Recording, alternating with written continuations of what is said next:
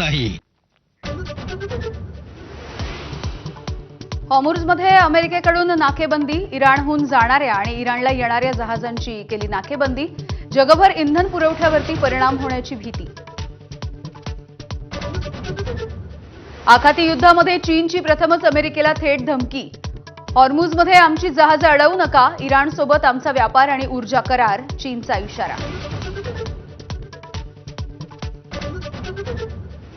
मुंबईमध्ये ड्रग्सच्या ओव्हरडोसने 2 विद्यार्थ्यांचा मृत्यू, गोरेगाव नेस्को संकुलातील लाईव्ह कॉन्सर्टच्या दरम्यान घेतले ड्रग्ज, मृतांमध्ये एका मुलीचाही समावेश, पोलीस ठाण्यामध्ये सदोष मनुष्यवधाचा गुन्हा दाखल, 3 जणांना अटक। नागपूरमध्ये राजधानी एक्सप्रेसमधून 4 कोटी 26 लाख रुपयांचं कोकेन जप्त, एका महिलेला अटक, औषधाच्या 50 कॅप्सूलमध्ये लपवून सुरू होती तस्करी। अमरावतीच्या परतवाड्यामध्ये अखेर मुलींचा अश्लील व्हिडिओ व्हायरल केल्याप्रकरणी मोहम्मद अयाजवरती गुन्हा दाखल, आमदार प्रवीण तायडेंच्या तक्रारीनंतर गुन्हा।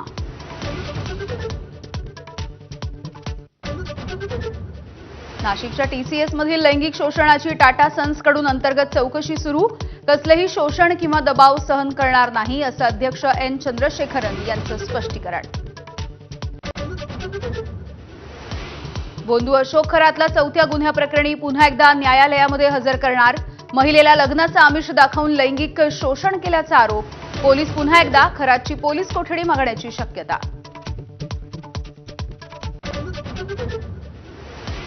अशोक खरातची पत्नी कल्पना खरात अजूनही बेपत्ता, पोलिसांच्या कार्यक्षमतेवरती देखील प्रश्नचिन्ह, कल्पना खरातच्या चौकशीमधून मिळू शकते मोठी माहिती।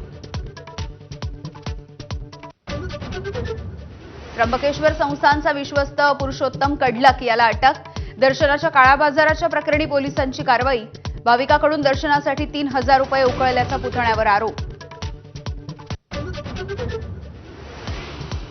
भारतरत्न डॉक्टर बाबासाहेब आंबेडकर यांना 135व्या जयंतीच्या निमित्तानं देशवासियांकडून अभिवादन, चैत्यभूमीवरती राज्यपाल, मुख्यमंत्री, उपमुख्यमंत्र्यांकडून अभिवादन, संसद भवन परिसरातही उपराष्ट्रपती, पंतप्रधान, विरोधी पक्ष नेत्यांकडून वंदन।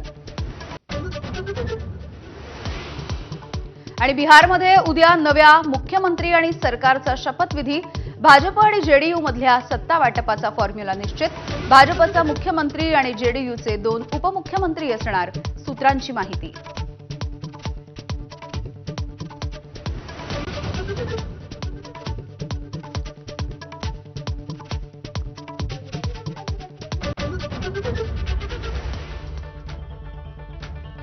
नमस्कार, मी यामिनी दळवी, बुलेटिनमध्ये तुम्हा सगळ्यांचं स्वागत। आपण बघताय